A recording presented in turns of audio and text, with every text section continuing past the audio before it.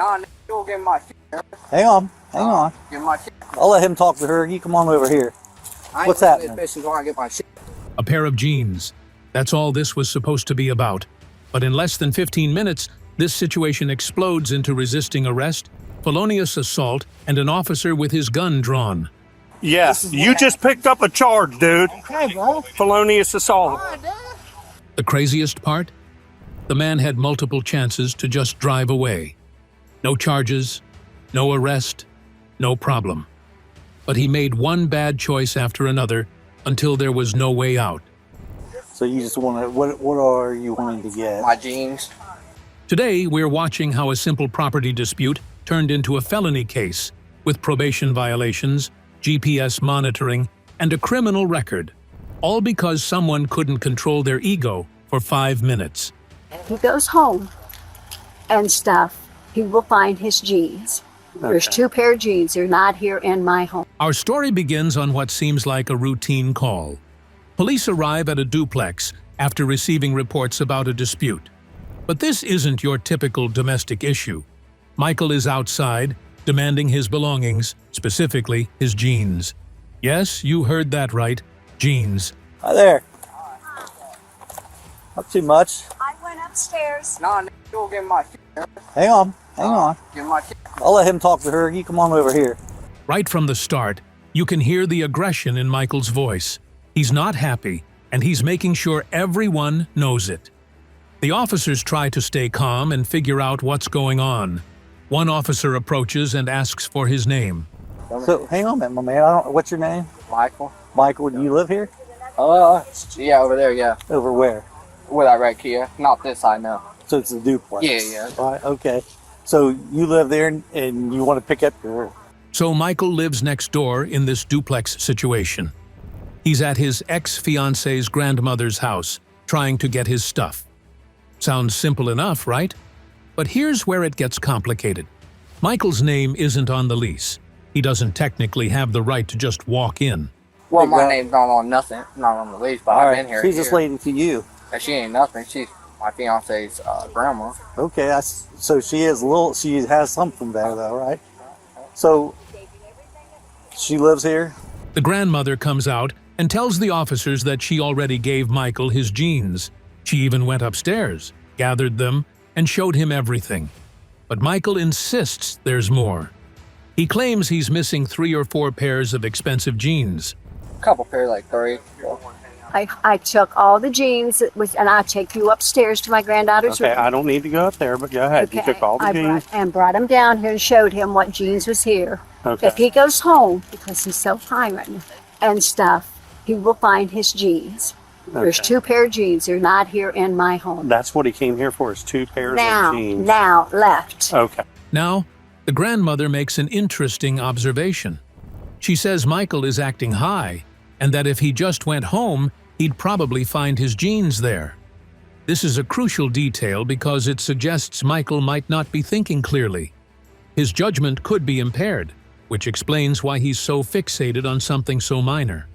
Okay. If he goes home, because he's so high right now, if he goes home and stuff, he will find his jeans. There's Okay. 2 pair of jeans. They're not here in my home. That's what he came here for, is 2 pairs of jeans. Now, left. Okay. The officer tries to de-escalate. He asks Michael to talk normally and stop being so aggressive. This is actually smart police work. When someone's agitated, sometimes just asking them to calm down and communicate respectfully can change the whole dynamic. But Michael? He's not having it. He literally had his red pants on today. Don't be lying to the cops, man. Seriously, dude, you want to talk like that? I'm not leaving. This is where things start going downhill fast. Michael decides he's not leaving. He tells the officer he'll stay there all night if he has to. Now, you have to understand something about how the law works. Once a property owner tells you to leave and you refuse, you're trespassing. It's that simple. I stay here all night. Well, I don't think so. Yeah, I'm staying here all night. Yeah. Yeah. The officer warns Michael. He tells him that if the grandmother wants him trespassed, they'll have to arrest him if he doesn't leave. This is the moment where Michael should have made the smart choice. But instead, he doubles down. He starts getting more aggressive, more disrespectful. Listen to this part carefully. Don't run King my George tag either. Sam, Don't 362. run my shit. Get out of my face before I put you up against that I car don't give a shit. and I take you to I jail. don't give a shit. That's Don't- what I ran. Don't run my tag. So shut your This mouth. car's not even in my name. I'm done with you already. I don't give a shit. You're going to. I don't care. Fuck around my face. I'll split your fucking shit. Don't walk up on me like that. I don't give a Michael starts threatening the officers. He's telling them not to run his license plate, getting in their faces, and using language that's completely inappropriate. One officer has had enough and tells Michael he'll put him up against the car. This is a critical turning point. run my 362. shit. You're, Get out of my face before I put you up against that I car don't give a shit. and I take you to I jail. don't give a shit. That's Don't- what I ran. Don't run my tag. So shut your This mouth. car's not even in my name. I'm done with you already. I don't give a shit. You're going to. I don't care. Fuck around my face. Don't walk up on me like that. I don't give a fuck. You might want to stop running your mouth. All right, take me to jail. The officer runs Michael's information anyway, because, let's be real, when someone's this aggressive and tells you not to check something, that's exactly what you need to check. Michael admits the car isn't even in his name. He's also admitted he's been to jail before. All of this is painting a picture for the officers. That's Don't- what I ran. Don't run my tag. So shut your This mouth. car's not even in my name. I'm done with you already. I don't give a shit. Now, here's where Michael makes another huge mistake. The officers are still trying to resolve this peacefully. They ask the grandmother again about the jeans. She confirms she already gave Michael 2 pairs of pants, his AirPods, and other belongings days ago. Everything he's looking for, he already took home. Your AirPods and some other stuff. No, I lost this car. Said she gave it to you the other day. Baby, still here. Baby, still here. Oh, I don't. What's that? What's that show me? She said you took them home. Think about this for a second. Michael is potentially high, definitely aggressive, causing a scene over property he's already received, and refusing to leave when asked. The officers give him multiple chances. They tell him directly, "Leave now or get arrested for criminal trespass." How does Michael respond? She said there's nothing there. Well, I'm not leaving until I get my shit. We stay here all night. Well, we're not going to do that. I'm going to let you know. I'm going to ask her if she wants you trespassed from her property. And then we're going to trespass you. If you remain here, I'm going to place you under arrest for criminal You go trespass. do it. Do it now. Michael is literally asking to be arrested. But the officers still try one more time. They go to the grandmother and ask if she wants Michael formally trespassed from the property. The grandmother doesn't hesitate. She wants Michael gone, and she doesn't want him coming back. This seals Michael's fate. Once she says yes to the trespass order, Michael is officially being ordered to leave the property. And I say you want him trespassing because you don't want him coming back. No, I don't want him coming back. He's trespassing. Ain't nobody want her granddaughter. Her granddaughter's a little slut. But here's where it gets really interesting. The grandmother explains that Michael was dating her granddaughter. They broke up, and Michael has been jealous and possessive ever since. There's also a baby involved, and, plot twist, it's not Michael's baby. This adds a whole layer of context to why Michael is acting so irrationally. He's dating your He granddaughter. was dating my granddaughter. No longer, though? And he's very jealous and possessive, and she's not doing no. Well, no, he was and stuff, but they tried to be friends. They've tried to do everything and stuff, and he just He does all I don't know. The grandmother says Michael has changed recently. He wasn't always like this. Something shifted in his behavior after the baby was born. This is actually sad when you think about it. Michael is clearly dealing with some emotional issues, but instead of handling them properly, he's taking them out on everyone around him. He's never been this. He's just changed in the last, Sure. since Well. the baby's been born, and it's not his baby. At this point, an officer tells Michael he's free to go.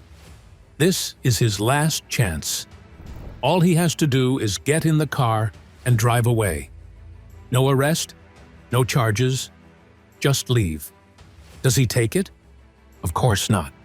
Am I free to go? Yeah. All right, Yep, you are. See you later. Don't come back. Don't come back. Who the fuck are you?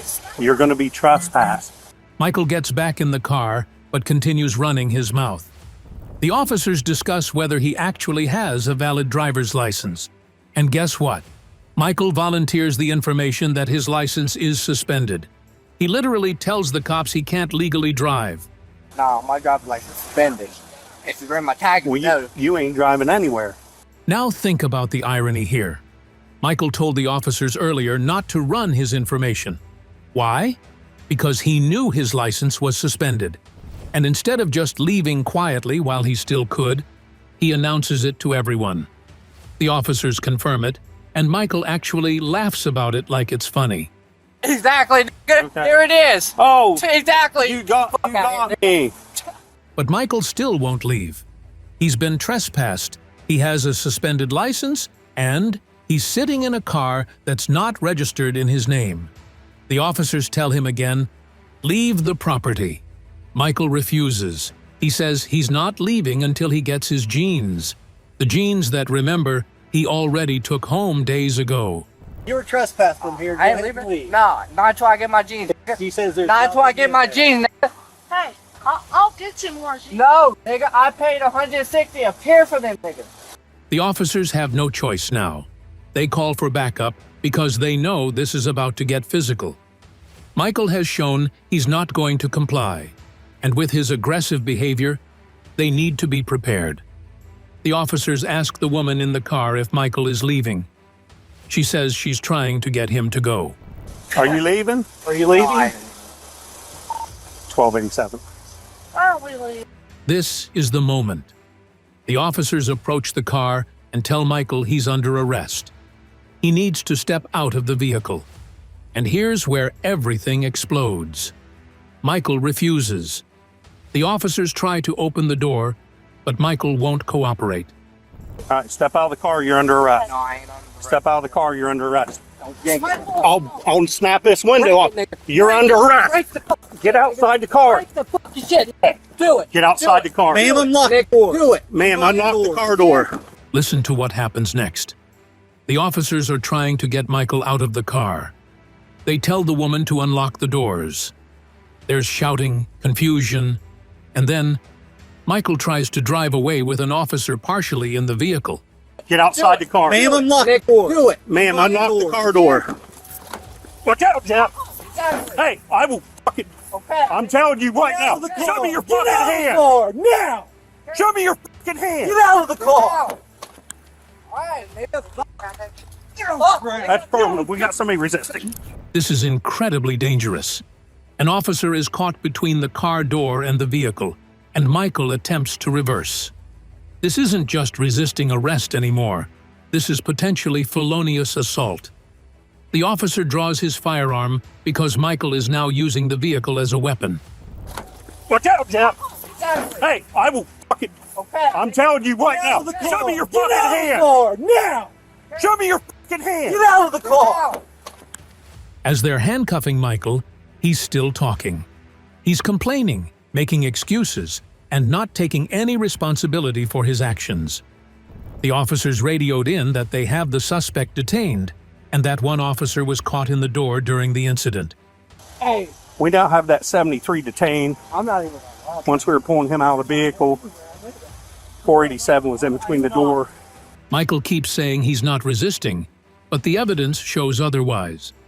When you refuse to exit a vehicle after being told you're under arrest, when you try to drive away with an officer in your door, that's textbook resistance. And now Michael has added felonious assault to his charges. Bro, you hurt. He tried to play backwards. Handcuffs aren't for. I drew my firearm on him. I'm a little guy, bro. Nope. Bro. Listen, when you resist, and you try to run somebody over, Yes, you just picked up a charge, dude. Okay, bro. Now that Michael is in handcuffs, reality starts to set in. He asks someone to take his car to his mom. He's worried about his phone, his wallet, the $20 bill inside. All the things he should have been thinking about before he decided to escalate this situation. Hey, can you take my call back to my mom? I got you. Thanks. The officers notice Michael has some blood on his face. When they ask about it, Michael claims it's from popping a pimple. Whether that's true or not, the medics are called just to be safe.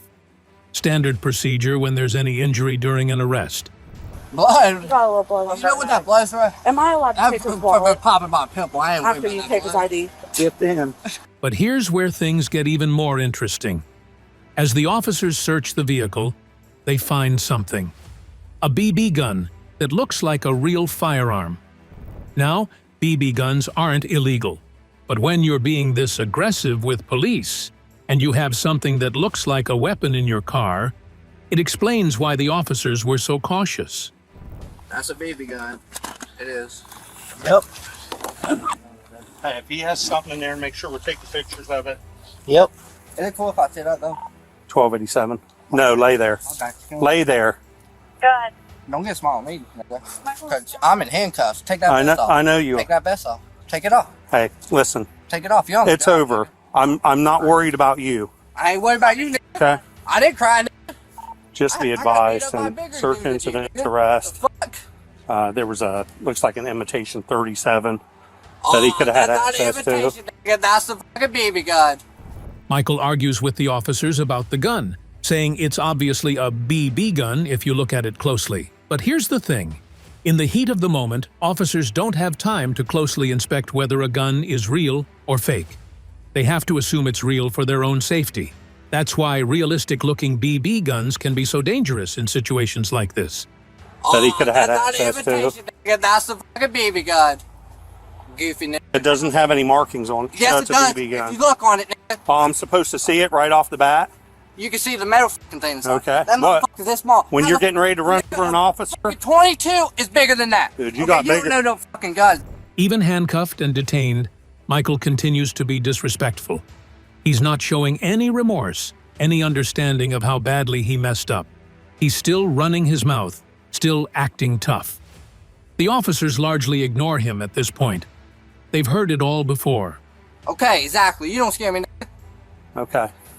Hey, call my mama. You heard? Because I'm allowed to talk to her. They can't stop me. You heard? Let me talk to that nigga. The sergeant arrives, and they discuss transporting Michael to jail. Neither patrol car has a cage in the back, so they need to coordinate. Michael even makes jokes about this, asking if they need 3 officers for him. He's still not taking this seriously. We got to put him in the back of a car right now. Neither one of us have cages. As they're waiting, the officers talk to Michael's friend, who was in the car. They ask why he hangs out with Michael when he acts like this. The friend explains that Michael is his brother's best friend, and he's known him since elementary school. He says he tries to keep Michael on the right track. Why do you hang out with him the way he acts like that? That's my brother's best friend. What kind of, that's not your friend then, right? No, but he's been Then why you hang out with since him? elementary. But the officer makes a good point. He says if someone acts like this, there's no way he'd be friends with them. And honestly, that's fair. The friend seems like he means well, but at some point, you can't help someone who won't help themselves. Michael had every opportunity to walk away, and he chose chaos instead. Oh, Here's the thing. If I knew this guy and the way he acted, there was no way I would be his friend. Now, let's fast forward and talk about what happened to Michael after this arrest. The charges were serious. He was charged with obstructing official business, escape, and criminal trespass. These aren't minor infractions. These are real crimes with real consequences. Michael spent 4 days in jail immediately following his arrest. Then came the court proceedings. Under a plea agreement, Michael pleaded guilty to obstructing official business. The other charges, escape and criminal trespass, were dropped as part of the deal. On January 22, 2025, Michael was sentenced. He received 3 years of probation and 2 years of post-release control. On top of that, he was hit with over $900 in fees and charges. That's a steep price to pay for a pair of jeans he already had at home. But here's where the story takes another turn. Michael couldn't even make it 6 months on probation without violating the terms. He failed to maintain sobriety and disregarded court-ordered counseling. This tells you everything you need to know. Michael didn't learn his lesson from the arrest. He didn't use this as a wake-up call to change his behavior. On June 10th, just months after being sentenced, Michael was ordered back to jail for violating his probation. 2 weeks later, on June 26th, the court ordered him held without bond. They weren't taking any chances with him this time. Then, on July 9th, the court approved his release, but with strict conditions. Michael would have to wear a GPS monitor. That's where the case file ends, according to our information. Michael is out, but he's being tracked. Every move he makes is monitored. Remember that car Michael was in? The one that's not registered in his name? Well, the officers decided to impound it. And when Michael's friend finds out, she's not happy about it. My car. Okay. Why? Because the car is being impounded. Why? Because that's what we are going to do. Here's what happened. Listen to this exchange. The friend is devastated because that's her only vehicle. She's begging the officers not to take it. She says it's her ride, the only transportation she has, and you can hear the genuine distress in her voice. This is the collateral damage of Michael's actions. He did not want to. Do you know why? He tried to run me over, so he's going to jail. He went to jail. Well, He was I don't care. arrested. I don't care about him. Okay. Maybe he I can don't- teach him a lesson. I don't That's know. my ride. I got. That's the Okay. only ride I got. The officer explains what happened. Michael had every opportunity to leave. They gave him multiple chances. He refused. Then he tried to run over an officer. That's why he's going to jail, and that's why the car is being impounded. The officer tells the friend that maybe next time she lets Michael use her car, she should think twice. Here's what happened. Michael had every opportunity to leave. He refused to. We gave him plenty of opportunities. He did not want to. Do you know why? He tried to run me over, so he's going to jail. He went to jail. He Well, was I don't care. arrested. This is a hard lesson for the friend. She was trying to help Michael, probably trying to get him out of that situation. And now she's losing her vehicle because of his choices. The officer tells her the car is going to A&L Towing, and she can get it back from there, but that's going to cost money. Money for the impound fees, towing charges, and storage. I don't know, sir. Where will be at? Where's it going? Yeah, we're A&L Towing.